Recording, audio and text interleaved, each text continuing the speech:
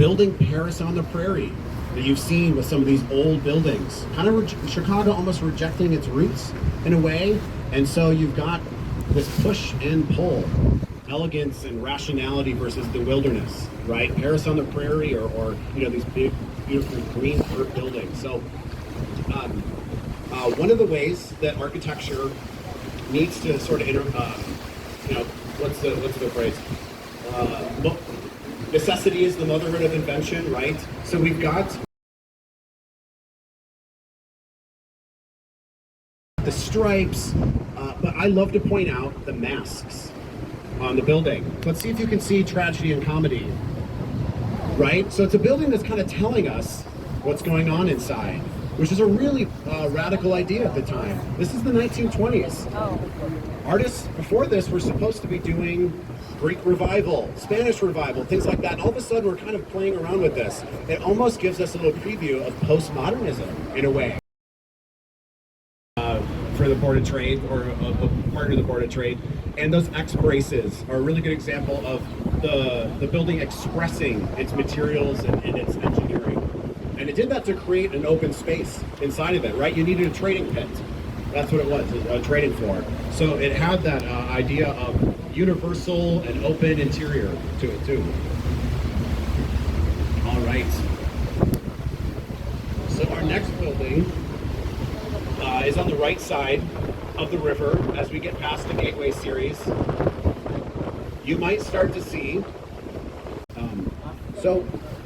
I got good timing on this one. If I tell a Chicago fire story too close to this building, everybody's eyes just peel off to this concrete spaceship that just sort of lands right next to us.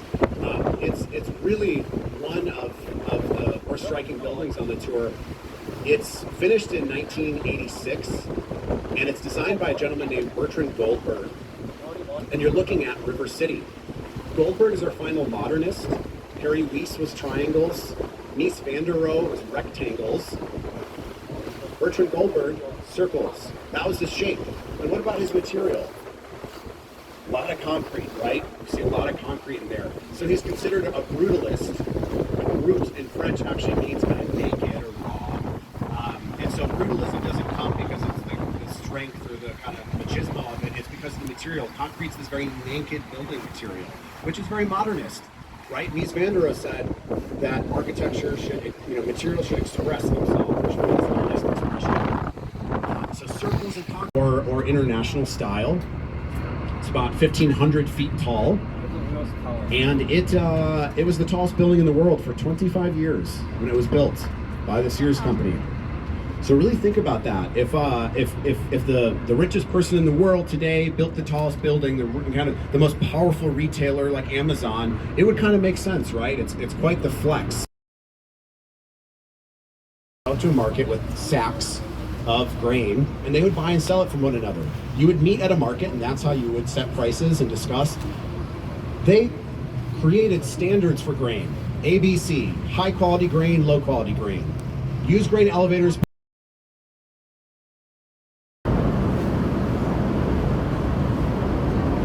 So Black Chicagoans have this amazing tradition of not just contributing to the city, but the world at large.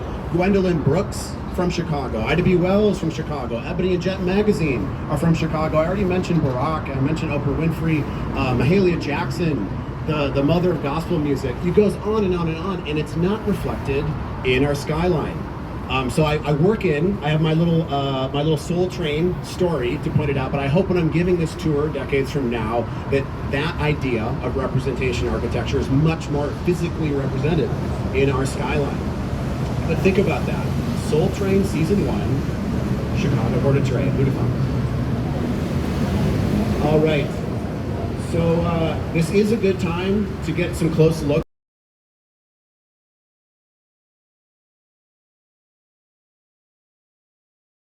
That had parking like this. The first building in the world. In the 1960s, you did not put parking structures as a third of your building. Look at that, it's incredible.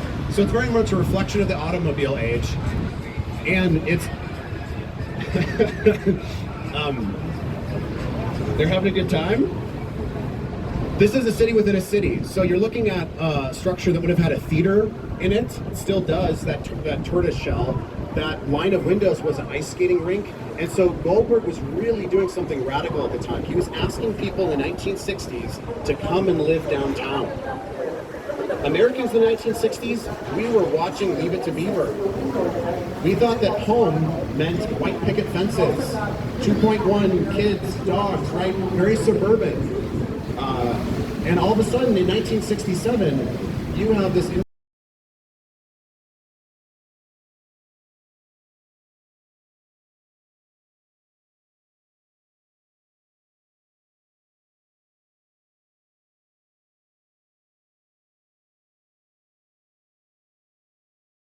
Gothic architecture just means medieval architecture. That's all Gothic means, medieval.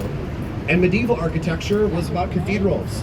It was about building some of those iconic religious structures in Europe that required new engineering, like those flying buttresses. Those were the stone elbows up the top, flying buttresses.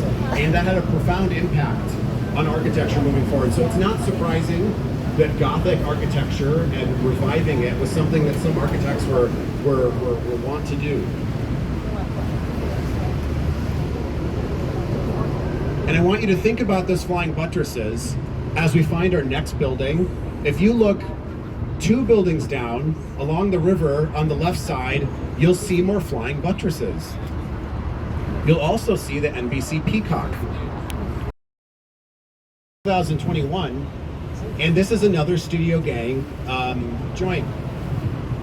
Jeannie Gang is probably the most prominent female architect working today. And she's a Chicago local, and this is the tallest building designed by a female architect in the world. Very proud of that.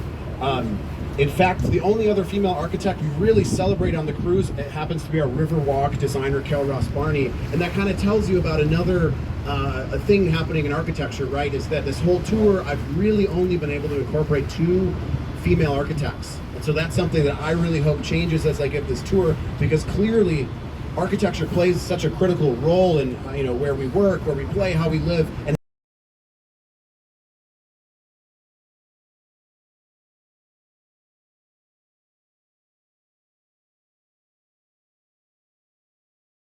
success. So we love seeing buildings that sort of lean into that and remind us of that. The next building is going to be on your left, and it's after Lakeshore Drive. It kind of stands alone. You're looking for a black 3-leaf clover, mid-century modern design on the other side of Lakeshore Drive here.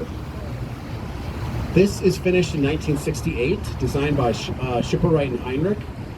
And you're looking at a building that was the tallest apartment building in the world when it was built.